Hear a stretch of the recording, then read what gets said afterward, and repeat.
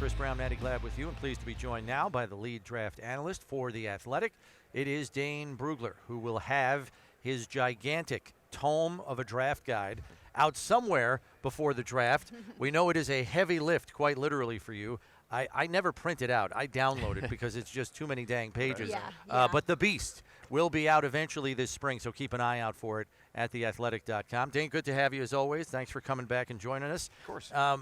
Everybody has their favorites in the draft in terms of prospects. So do you have a player that you are completely and utterly in love with out of this year's draft class, and if so, why? Oh, man.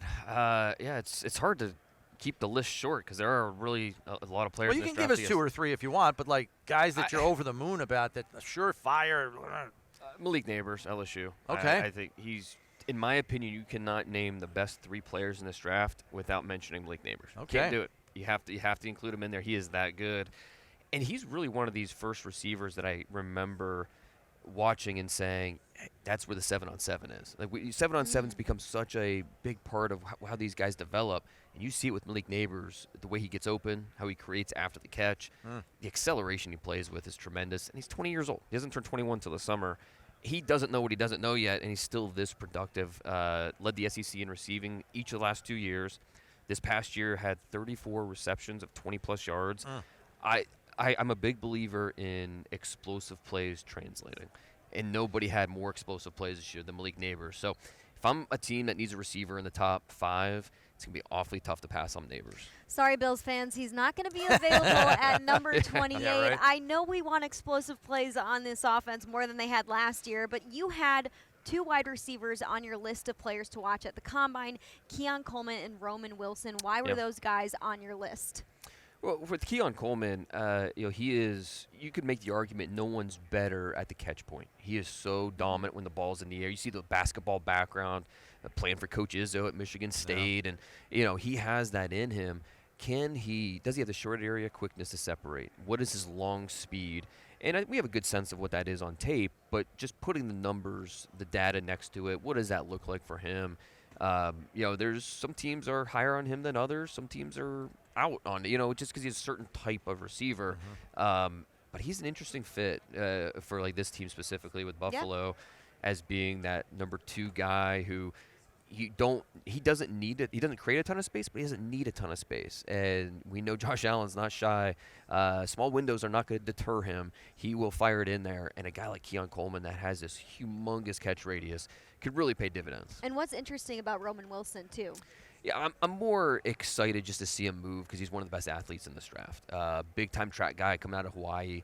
And, he creates separation because he understands how to run routes, but also just he's a dang good athlete. And so that's more just I get excited to watch really good athletes, and he's one of them this week. And, he's in my top 100. He was like 45, 46. So he's right there in that early to mid-second round range, in my opinion. And, I mean, heck, if a team really likes him, it wouldn't be a complete shock if he snuck into that first round. Slot only, or can he go outside, you think? I think there's a difference between slot only and best in the slot. He's best in the slot. You could line him up outside. I think he has the quickness to be, the release quickness where he can get on the outside and do some things.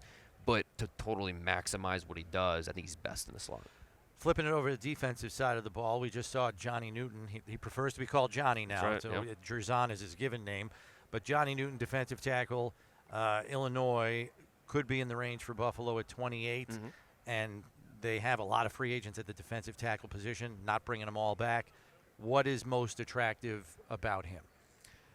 So many things, but I think that the one thing that was my main takeaway was it's fourth quarter. It's 5 minutes left in the game, and you would think that it's the first quarter's first play of the game because he's playing 60-plus snaps a game, but the energy doesn't go away. It's a high motor. Hustle. Oh, yeah. And that's not always easy to find at that position.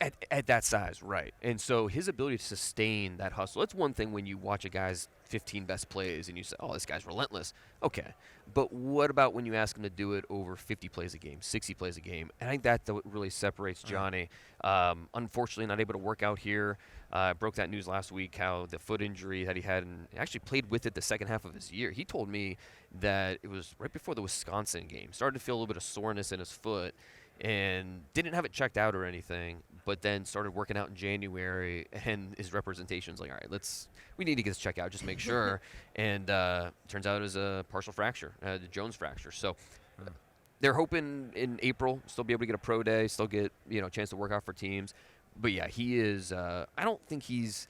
You see him in top 10, top 15. I don't think he's necessarily going to be drafted that high, but somewhere in that 10 to 35 range is where we're probably going to see him come off the board. And so, yeah, Bill's certainly in that conversation. He was asked about that injury when the media talked to him a little bit ago, and he joked around and said, I'm really good at keeping secrets. You guys didn't really know anything. Yeah. Let's go back to that list of players to watch at the Combine and stay with defensive line. Chris Jenkins and Chop Robinson were also on that list. Chop Robinson is a name that's been mocked to the Bills already at number 28 as well. What do you like about those two defensive linemen, and maybe how they could fit in Buffalo as well? Chris Jenkins, obviously, he's got the bloodlines, but he's built differently than his dad was. His dad was 360 pounds. Chris Jenkins is going to be probably under 300 pounds here, but he's going to test really well. His twitch is really impressive, the way he moves. The stats aren't going to blow you away in terms of sacks and pressures and backfield production, but with what they asked him to do in that Michigan defense, he was really good in terms of stopping the run. He can stack, he can shed, make a lot of plays. So you're betting on the traits. You're betting on his ability to translate to whatever scheme you have. He has some versatility to him. He's, I think, somewhere on day 2. I think first round is probably a little rich for him, but at late round 2, early round 3, I think is kind of where he's going to go. I'm sorry, who's the other player? Chop. Yeah, he's another guy I can't wait to see, because that first step is electric. The pass rushers in this draft, we don't have that Myles Garrett or the Bosa's that year, but we have a handful of pretty good pass rushers in the first round. The thing that separates Chop is he has that one trait that's hard to find, and that's that first step burst. It's electric. Michigan changed their entire game plan when they played Penn State because they knew their right tackle couldn't block Chop Robinson. So they ran the ball the entire game. And, a lot of people, they didn't trust J.J. McCarthy. No, they couldn't block Chop Robinson. That's why they ran the football. So, he's not a complete player per se. Right. I can't remember how many tackles he had this year, but it was under 25. He was low. Some of the run defense stuff he needs to improve upon. But again, when you find a guy that has that one rare trait, it becomes something that you can really fall in love with. And with Chop, it's that first step burst. So I'm eager to see that 10-yard split and probably 40-plus vert, 11-plus in the broad, the numbers that really show the explosiveness. One guy that does set the edge is Darius Robinson from Herb School, Missouri. Beast of a player. Yeah. Body type-wise, he kind of looks like Jadeveon Clowney. Now, he's not Clowney, but in terms of pure elite athletic traits, but he's no slouch. Mm-hmm. And I was interested in seeing how they used him kind of up and down the line at times. What's your thumbnail sketch of him? Well, in the past, he was more of an interior player because he was 290. He looked like more of an interior guy. He comes back for his final year, and they move him outside, and all of a sudden, Kirby Smart's saying, hey, we got to block this guy. Like, he blew up, and he was always the first guy off the bus, right? He always looked the part. This year, he played the part, and that's really encouraging. It's also encouraging how he goes to the Senior Bowl, and he dominated. Mm-hmm. So he continued that momentum, and then we'll see if he can continue that momentum here. But it's hard to find guys that look like that because the NFL, they want guys that are bigger, faster, stronger. They do. That's just they want guys with speed that have size. And so even if the college profile isn't perfect, exactly what you're looking for, they're always going to bet on traits, and Darius Robinson has those traits, which is why I'll be pretty surprised if he doesn't go Thursday night, that first night of the draft. He was saying, I thought about coming out to get drafted early my junior season, but I decided to stay one more year, and I thought that was really cool to hear of a guy Mm-hmm. to, hey, I want to do one more year to really make sure I'm NFL ready. If you look at your top 100 list, there are 17 wide receivers on it. Quite a big number. What do you like most about this group? I'm convinced until the end of time, receiver is going to be a strong position every year. It's just that's where all the top athletes. If you're not a good enough quarterback, but you're a good athlete, you're going to receiver in high school and in youth football, 7-on-7, all those things. So I'm convinced receiver is just going to be a strength moving forward. And there's a lot of names, and so you have to pick through them and say, okay, what do we really prioritize at the position? Is it just pure skill? Is it pure size? Is it speed? The best route runners, the guys that are best at the catch point. So everyone's order is going to look a little bit different. And you figure once you get to the second, third round, you're sacrificing on something. So like a guy like Roman Wilson, you're sacrificing size for a guy that's speedy and is a good route runner, catches the ball well. Another guy that maybe has size, you're sacrificing speed. So every one of these guys you're going to be able to poke holes in outside of Marvin Harrison Jr., Malik Neighbors, Rome Odunze. Maybe I put Brian Thomas in there as well. I think Brian Thomas is going to be a top 15 pick. He might run the 4.3 here at 6'4", 210. He's a freak. But these other receivers, the second, third tier of receivers this year, a lot of really talented players, and I love how there's just a jumbled mix of these guys with what they offer. Malachi Corley is very different in what he offers compared to Adonai Mitchell from Texas or Ricky Pearsall from Florida. All these guys are good. They project as maybe not day one starters, but guys are going to be impact players for you. They're going to be top 3, 4 on your wide receiver depth chart, and you're going to look for them to make an impact early. So just the diversity of different types of receivers in this draft is really fun. I know I asked you right at the top about, some of your favorite players in the draft. I have mine. It's Edwin Cooper, the linebacker from A&M. Like, I know you guys watch a boatload more tape than I do, but you go through people and you're like, okay, let's go to the next one. Okay, let's go to the next one. This guy makes you sit up in your seat when you watch his tape. That South Carolina tape. He is electric. Like, I don't know what it is, but like popping his pads, bringing the wood, triggering, and coming downhill, like he stands out.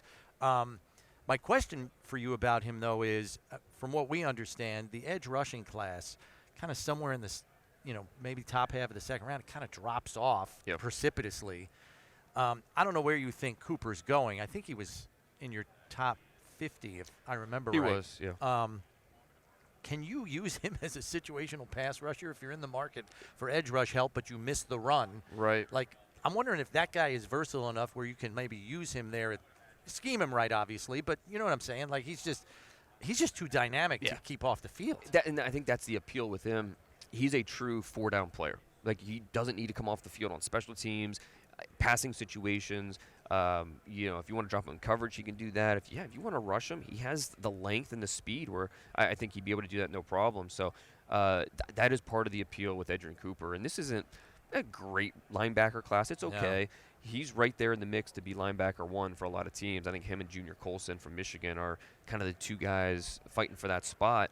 But the versatility that he brings, you're absolutely right about the trigger.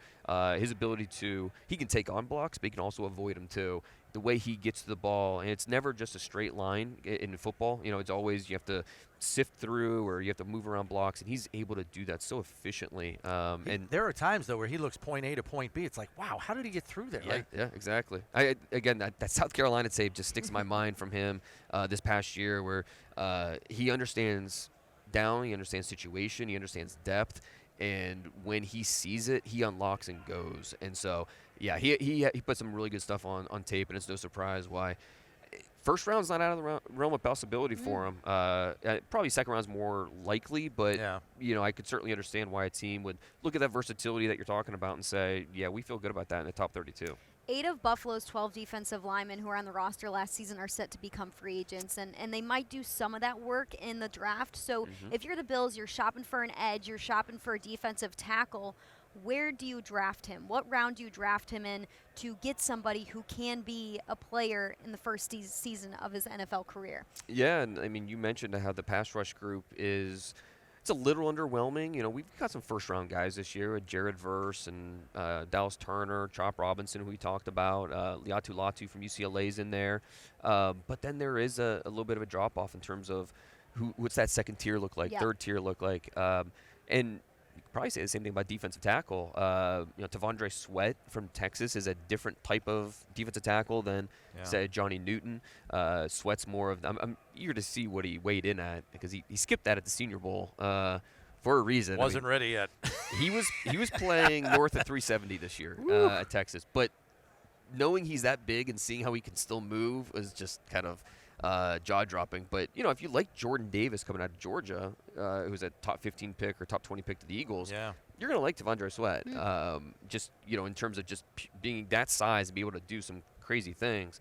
So as long as you trust him off the field, which that was a question in the past, as long as you trust him off the field, I think Sweat's a guy you're going to consider in the first round. His teammate Byron Murphy, I think he's a dark horse to be the first defensive player drafted. Yep. Period. He's dynamic. He is, and he's smaller. He's 6 foot 300 pounds. But I talked to him a couple of days ago coming here, and he told me how he never considered being a defensive lineman. He always thought he would be an NFL running back growing up. And then his sophomore year in high school, he was a middle linebacker, and they had a pressure package where they'd bring him down to the defensive line, and it worked too well because they got him down there, and they're like, oh, he's beating these guys in 2 seconds. And, okay, you're a defensive lineman now. And so at this point, he's 240, and so he has weighs up to 275. And then his senior year at 280, broke Von Miller's sack record at DeSoto High School. So, yeah, he is a really dynamic player versus the pass and versus the run. So wouldn't be surprised if he goes off the board somewhere top 15, the Vikings at 11, Raiders at 13. Dark horse would be that first defensive player drafted. All right, so let's just run a scenario here. It's day 3 of the draft. People are like wiping their eyes from being up late on Friday night. It's day 3, drinking their coffee. They're watching the draft. Give me 2 or 3 sleeper players that people should be aware of, like a name we should be aware of to be ready to hear on day 3 that could surprise some people. My Yale left tackle is a guy I'm pretty high on. He's coming off a quad tear, and that's a tough one. That, especially for offensive linemen. But I think some teams are looking at it as, hey, I'm just getting a discount on him, because he's a really good player. Left tackle Kieran Omegageji. He is how you want a tackle to look in terms of the length, the way that he can sink, his athleticism. He's raw, coming from the Ivy League. So it's not an instant he's going to make an impact. It's an investment.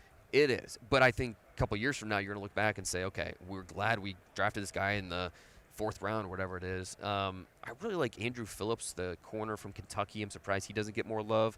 Now, he might end up going day 2 just because other teams are high on him as well. That's it. But I think people are going to look at no interceptions in college. Okay, that they're going to look down on that. But give me the corners that are competitive and that have speed. Give me those guys, and we have something to work with. And Andrew Phillips, I think he's a day 1 nickel because he has those traits. Really competitive dude. So, I think he's a guy that people are sleeping on him. And I throw Austin Booker in there as well. Oh, I like him. Kansas, yeah. I mean, he's long. Really long. And he's it's rare to see a guy like this that has only so few snaps. I mean, he was not even a 1-year starter. He didn't start this past year for Kansas. Had an 8-sack season, if I remember right, though. Led the team in sacks and 12 tackles for loss. And but he's a guy that you're getting on the ascent.